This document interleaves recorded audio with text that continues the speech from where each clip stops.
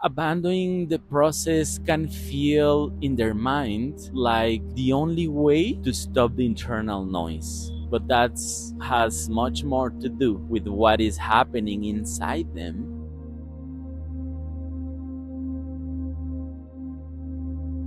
Hello, good morning. I'm in a cold Mexico City, 8 degrees. We're gonna talk about when a relationship goes through infertility. Nothing stays simple. It's not just about hormones, lab results, or medical protocol. It's about identity, time, meaning, and the deepest fear that we carry about love, family, and the future generation. And sometimes, right in the middle of a storm, one person just simply decides to walk away abruptly without fighting, without staying to see what could have been built together. I have seen that in many times with conscious creation patients. This is a daily life in someone that we face infertility. And at one point, I also found myself standing in that exact place. When your partner lives in the middle of infertility, it doesn't feel like a breakup in the usual sense. It feels like being expelled from a story whose ending you never choose. That wasn't in the middle term planning, it was kids, family. But don't just lose a relationship, you lose the version of your future that you were already loving in advance, going towards that. It's common to feel discouraged, not only as a partner, but as a future mother or father, as if everything you had given and dreamed about and planned suddenly didn't matter. But over the years, through my own story, and the bioethics and law that it's the base and the foundation that we care for these lives, that the people that we walk along with our patients. I have learned something that it's hard to see when you are in the middle of the pain, in the middle of these horror stories. When someone walks away in the face of infertility without fighting for the bond, without defending what you were building, that decision speaks much more about their internal limits than about your worth as a human being or as a potential parent. The love in a relationship versus the conscious parenthood, that's the difference. There are people who move through life asking for love, but they don't know how to sustain it when it becomes real. And that's why 50% of world rates of divorce right now. And I think this is a key point. They ask for closeness, but they panic when that closeness implies responsibility, depth conversations, and obviously vulnerability. They say they want a family, but when the path requires courage, decision, and emotional maturity and presence and love, they choose distance. That's the problem with infertility. When it pops up and it gets exposed, that contradiction in consultations that I have seen couples truly in love that suddenly collapse, not because there is not love, it cannot disappear like that, but because they lack of tools. They don't know how to talk about fear with hurting each other.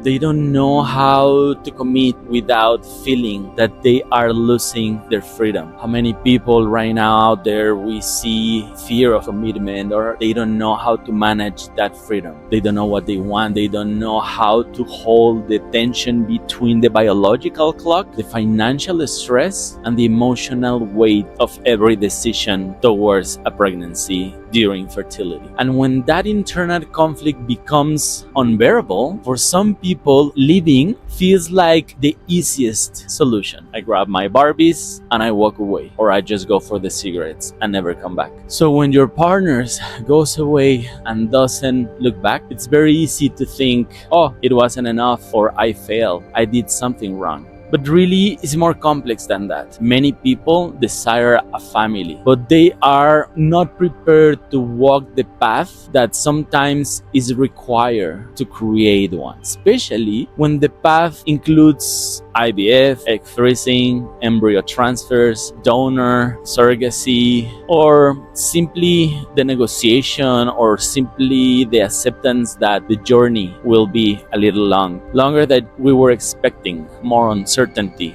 more demanding than what they imagine. Spaghetti bowls of emotions after meds. Infertility activates old wounds: fear, failure, fear of not being enough or not being capable, fear of repeating painful family stories, fear of losing control. When all of that wakes up inside someone, abandoning the process can feel in their mind like the only way to stop the internal noise. But that has much more to do with what is happening inside them, inside us, than with your capacity to love or become a parent.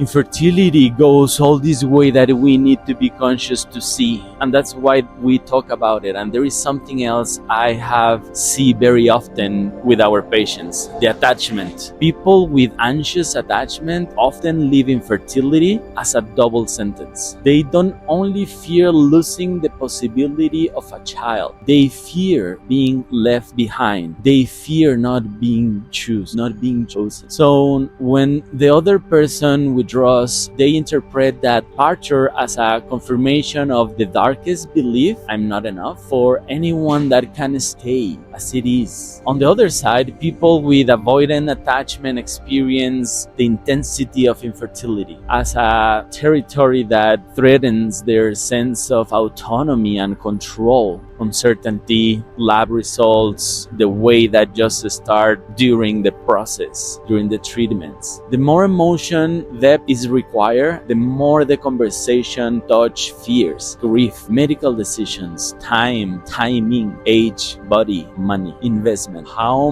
math needs to be done to create more ovocytes, day 5 embryos. They feel trapped. We feel trapped. We feel reflex to create it's going long way distance. But managing that with your partner without feeling overwhelmed, and when an anxious person and an avoidant person met in the middle of infertility, the dynamic becomes very painful. One of my patients asked for more presence to his couple. Others ask for more distance to decide to go alone. One seeks reassurance. The other feels suffocated. From the outside, it might look like disinterest, love is lost, and from the inside, it's usually fear, old programming, and a lack of emotional skills. And that's the issue. Infertility doesn't invent these patterns. It just turns up the volume. This is why when a relationship breaks under these conditions, the mind starts a cruel interrogation. That's when everything starts to popping up, unfortunately or fortunately. What if I had been more? What if I had done more? What if I hadn't insist how much? What if I had insist more? What internal dialogue that it's exhausting, and it rarely brings real answers. And ChatGPT doesn't give you. This is an emotional. It only amplifies what we have on the inside and what we are fighting and facing. Guilt